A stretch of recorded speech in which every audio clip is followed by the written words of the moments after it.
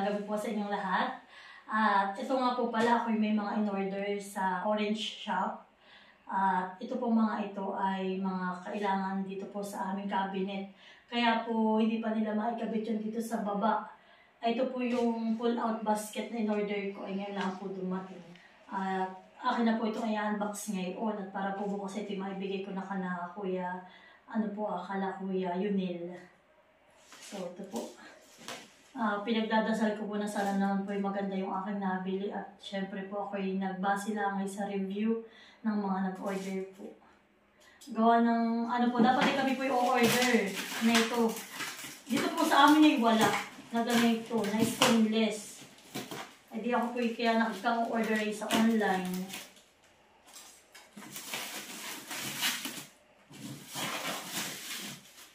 Sana naman po ay maging sulit yung aking pagbili. Hindi rin naman po biro yung presyo na ito.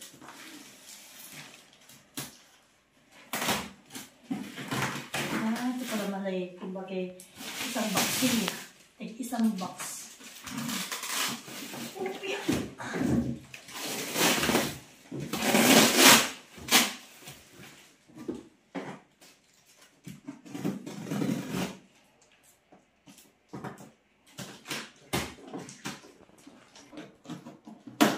So yan guys, kung kami naman po ay luluwas pa mag-asawa para lang po bumili na ito, ay inisip ko naman po yung pamasahe rin namin, tas yung pong oras na pagluwas namin.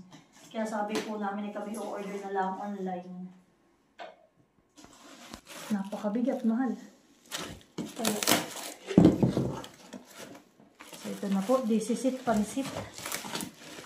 Aba.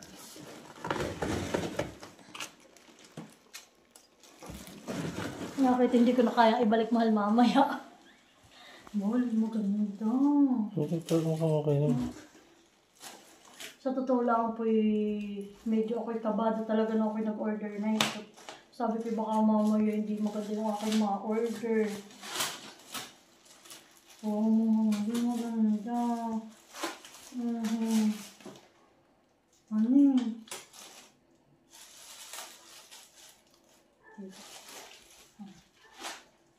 Dito po ilalagay yung mga plato. So, ganito yun eh. Yung plato. Yung mga baso po ay dito. Mga baso. Bali po, 2 set yung binili kong ganito. At kami po yung maraming plato.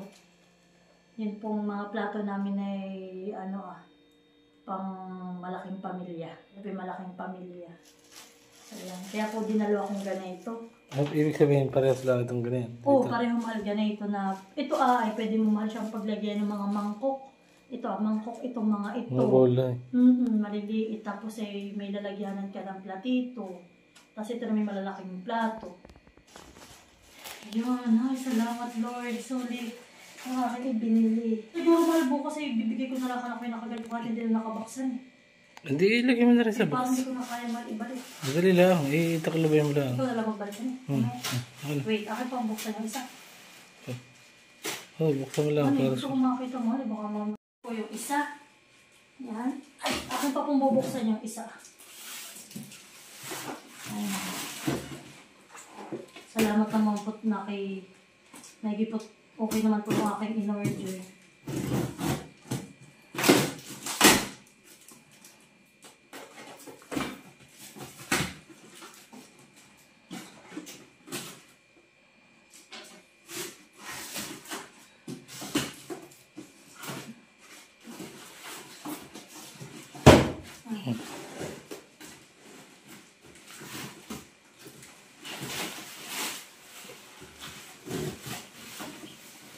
Ano magay dalawang drawer na ganyan ang laman?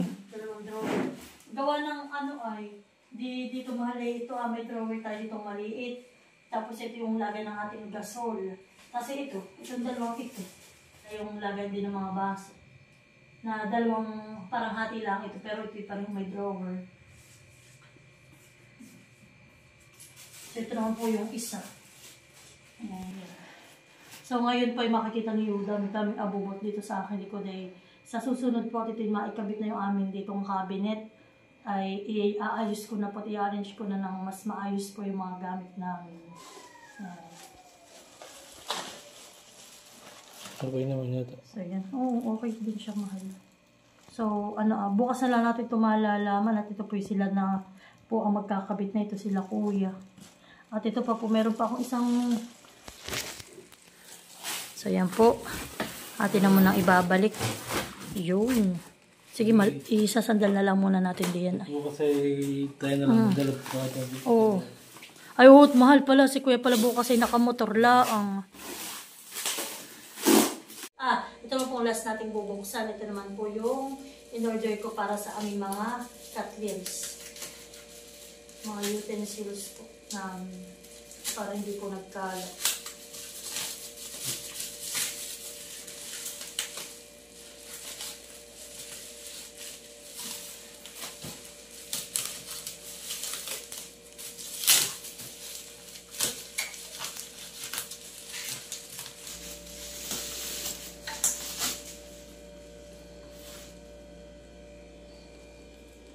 Ito pinagkikita. Dalawa din yan? Oo, dalawa. Dahil yung pinakataas na ito. Dalawa po ang aking in-order at kami maraming kutsara, kutsilyo.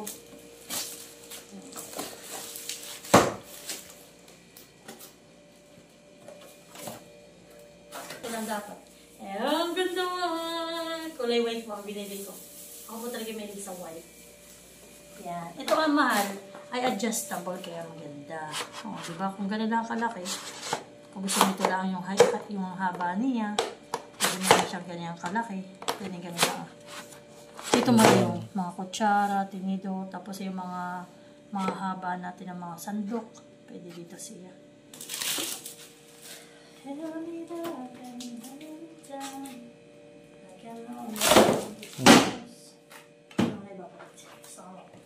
Diba ga?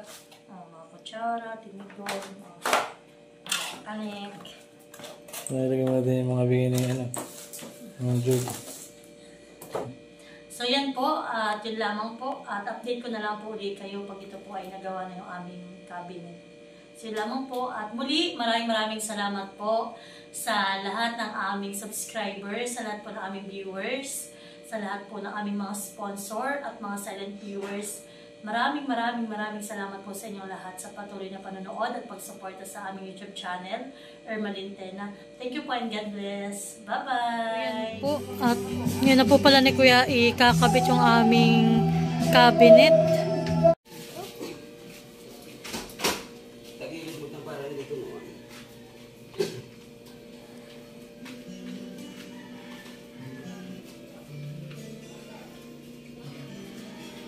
So,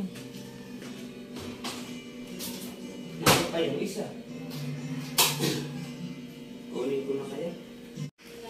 So yan po. Wala ka yung Pamunas kuya. O yung talagang matitin. Ikaw ibang kamay ay. Yan po. Nandito na si kuya. Kung ikakabit ngayon.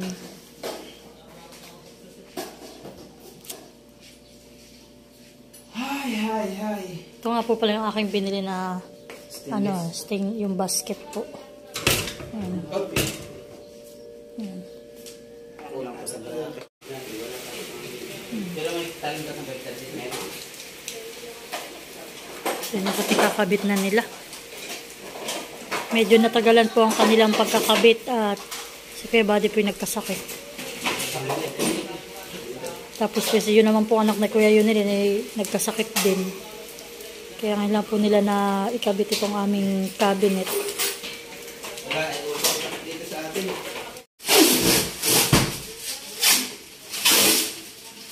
Nagkalampas ako ng pambili. Alin? So, ma-adjust ko pa. So yan po at kinakabit na nga po ni na Kuya. Finifix na po nilang maayos. Update ko na lang po ulit kayo mamaya pag okay na po lahat. So yan guys, at ngayon nga po pala i-update ko kayo dito sa pinagawa naming cabinet. At yan nga po pala, hindi ko na masyadong naipakita yung pong pagkakabit dito ni na Kuya, ni na Kuya Yunil at ni Kuya Buddy na itong aming cabinet. Pero yan po, okay na at tapos na po lahat. satisfied naman po kami sa gawa nila. Ayan. At ito nga po pala, ipapakita ko lang po yung loob. Ayan. Ba't may laman na pala di yung black pepper. Yan po ay bigay sa amin ni Maring Hilda at ni Kuya Rod. So yan nga po pala ay amin pang pipinturahan. So i-update ko na lang po uli siguro pag yan ay napinturahan na namin. Hindi pa po namin siya mapinturahan ngayon dahil hindi pa po namin ito maipapawaterproof. At kailangan po muna namin ipa-waterproof yung likodan namin ay hindi pa dahil nga po tinatapos pa namin yung bahay dito sa may gilid para po lahat ay ma-waterproof na. Kaya hindi pa po namin siya mapinturahan dahil po dito talaga nasiim. Kung mapapansin po nyo, ayan may mga mark po siya ng parang may tubig pa. Umulan nga po dito. Ayan Diyan po pumapasok yung mga tubig na galing dyan sa may aming likod.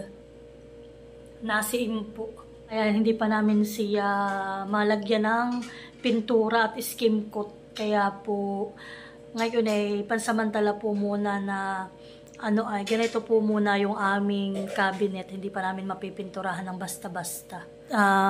Makalat pa po dito sa aming kusina at hindi ko pa po masyadong maimpis.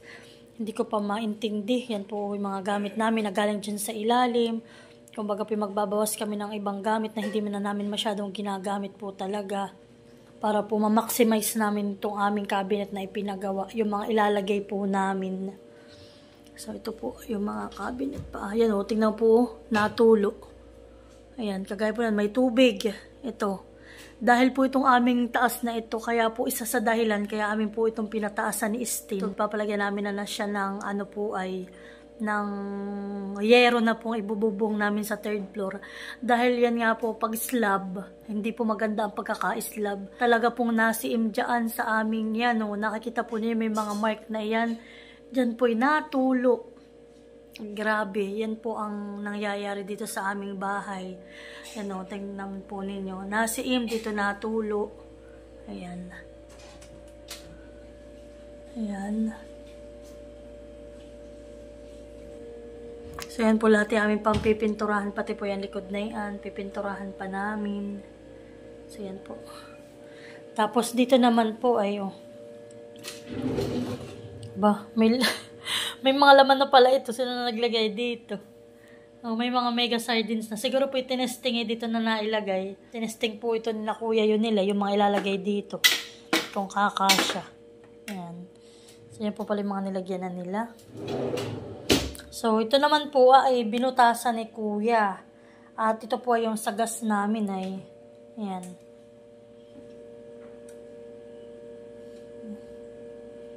So yan po yun.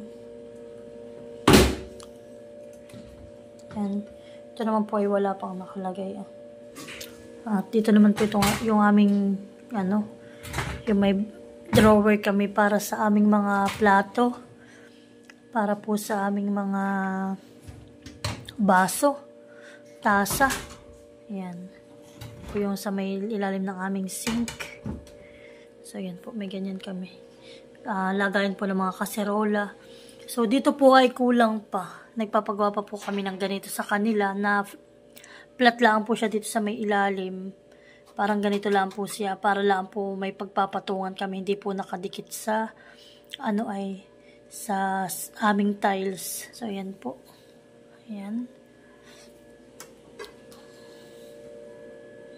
At dito naman po yung aming mga kutsara, tinidor. At ito nga po pala yung aking binili din sa Shopee.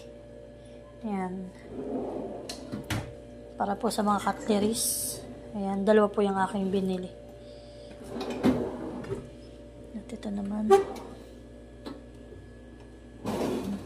Dito naman po, ito pinasadya ko. Na ganito po. At mataas. Dahil kami po mayroong baso na matataas po na pang beer. Ayan. So, ayan po. So far po ito pa lang naman. At sa susunod na lang po ulit ako mag-update. Ito lang po sa mga grocery. Ito. Ayan.